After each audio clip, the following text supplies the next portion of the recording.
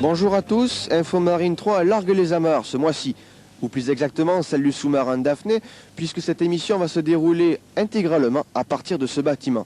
Actuellement, l'équipage est au poste de combat de vérification, comme avant chaque départ de mission.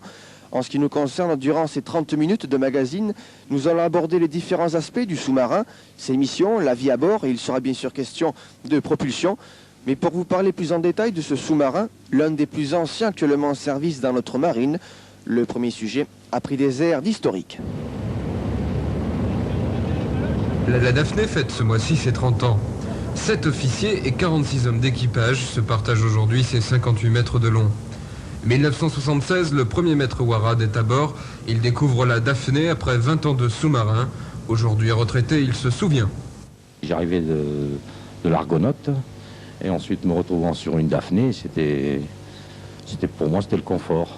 Et Daphné paraissait à côté représentait, c'était de la plaisance, de la plaisance. C'était un peu un bateau qui avait une âme. Il y avait une grande camaraderie qui régnait dans tout l'équipage. Et on formait une grande équipe. Premier d'une série de 9 bâtiments de classe internationale, il est de plus adopté par les marines espagnoles, pakistanaises, portugaises et sud-africaines. Un des 4 types Daphné coule une frégate indienne pendant le conflit entre ces deux nations.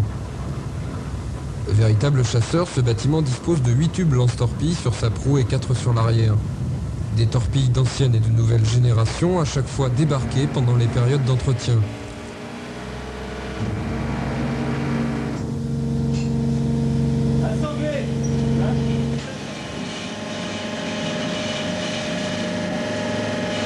Phase très technique qui mobilise l'équipage et les ouvriers de la DCAN. Autre phase capitale, la pesée, le plus souvent répétée après chaque sortie de carénage. Elle permet d'équilibrer la poussée d'Archimède avec le poids du bateau. Pendue à une bouée métallique, la Daphné va s'équilibrer à 200 kg près. Cet équilibrage dirigé par l'officier en second se poursuit en mer où il faudra par exemple compenser le départ d'une torpille.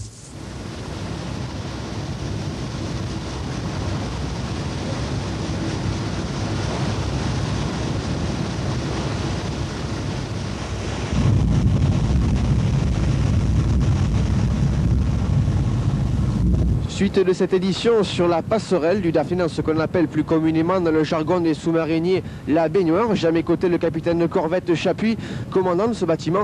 Commandant, quelles sont les missions d'un sous-marin classique à l'heure actuelle? Bien, les missions de la Daphné s'inscrivent dans le cadre des missions générales de la marine. Nos missions sont essentiellement des missions de sûreté des approches maritimes, des missions de renseignement, ainsi que des missions éventuelles de répression face à une agression quelconque. Nous avons d'autre part une mission de formation pour les sous-marins des générations futures qui n'est pas à négliger. Alors on parle beaucoup de nucléaire actuellement, le classique est toujours d'actualité? Bien, certes les sous-marins à propulsion classique sont un peu dépassés actuellement, mais ils sont les seuls à même de remplir certaines missions spécifiques, du fait de leur petite taille et de leur silence absolu lorsqu'ils sont en plongée aux électriques. D'autre part, la formation des sous-marins classiques est une excellente école. Alors vous avez dit petit bateau, pas trop petit? Ah non, nous sommes un bateau de taille raisonnable dans lequel il fait bon vivre, comme vous verrez tout à l'heure. Merci commandant pour ces précisions. Dans quelques instants, changement de situation, les ballasts vont se remplir et le bâtiment va s'immerger, une manœuvre habituelle pour les sous-mariniers et pour nous les premières appréhensions. Centrale, est-on paré à plonger? Ça va paré à plonger. Alerte. Alerte.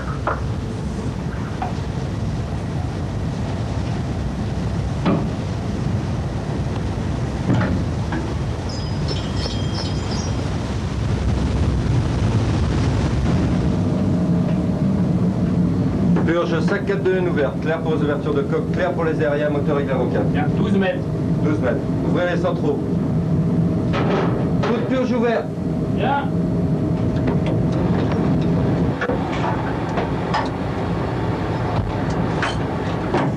Immersion périscopique à moins 12 mètres, l'officier en second effectue des tours d'horizon. Rien en vue au périscope. À cette profondeur, le sous-marin prend du roulis dès que la mer se forme. alors qu'à 100 mètres, on finit même par oublier que le soleil brille dehors. Le central opération règle la vie de la Daphné, du poste de veille au poste d'alerte. Ici, la mer est sans couleur. Plus généralement, un travail et une vie à bord éprouvants. Le matin, on a en gros 2 verres d'eau pour se laver les dents. Et normalement, on n'a pas à se laver, c'est juste pour la soupe, hein, pour la cuisine. Et puis, même la vaisselle, ça se fait en haute mer, c'est juste pour la boisson. Face au niveau personnel, c'est les bannettes, c'est-à-dire 2 bannettes pour 3 personnes, quoi. Enfin, après chaque relève de quart. Ici, on ne peut pas s'isoler, on est un maximum sur un espace très réduit. C'est surtout ça, quoi. À l'avant, le poste d'équipage que l'on trouve vaste en venant de l'arrière. Ici, on décompresse autant que faire se peut. Parmi ces bannettes, celle du seul appelé du bord, volontaire. Moi, c'est le peu de place, l'isolement, souvent le hamac, c'est-à-dire pas beaucoup de place. Tu garderas quel souvenir de ton armée?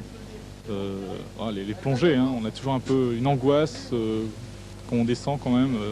On se dit, est-ce qu'on va bien s'arrêter à 55 mètres, est-ce qu'on va pas continuer plus bas et être écrasé par la pression d'eau? Ça fait toujours un petit pincement quand même, on se demande toujours quoi. Dans une ambiance aussi confinée du poste avant au poste arrière, le moment du repas prend toute sa signification. Rien ne compte plus que le moral de l'un, le ronflement de l'autre ou la nourriture mitonnée par le cuisinier du bord. Personnage important, ce cordon bleu travaille dans une cuisine à peine plus grande qu'une cabine téléphonique.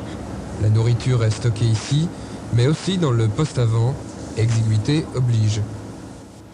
De la plongée, nous repassons à la surface avec le retour du lit. Le conduit en cuivre protège les échappements des 2 diesel V12. Nous allons bien sûr parler machine.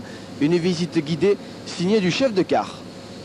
Si la tenue de plongée est assurée par 2 barres de plongée et une barre de direction, 2 hélices permettront la transmission de l'énergie des moteurs. Des moteurs au principe de fonctionnement relativement simple.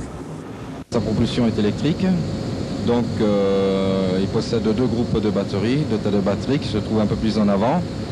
Donc pour charger ces batteries, on aura 2 groupes électrogènes qui se trouvent justement ici. Ce sont 2 moteurs, des V12, d'une puissance de 500 kW en surface, 450 au Schnorchel. Donc ces 2 diesels entraîneront 2 génératrices qui permettront la charge des 2 groupes de batteries.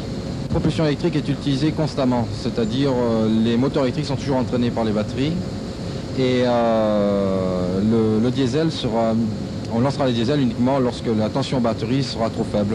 C'est le principe d'une batterie toute simple, hein. Lorsque le bâtiment remontera à moins 12 mètres, le Schnorchel crèvera la surface pour refouler l'air vicié et aspirer celui nécessaire au diesel, juste le temps de recharger.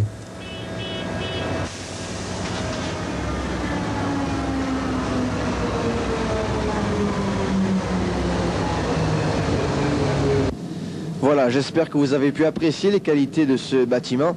Lorsque le sous-marin est en surface, il arrive même que cet indicateur de gîte placé derrière moi prenne plus de 30 degrés d'inclinaison.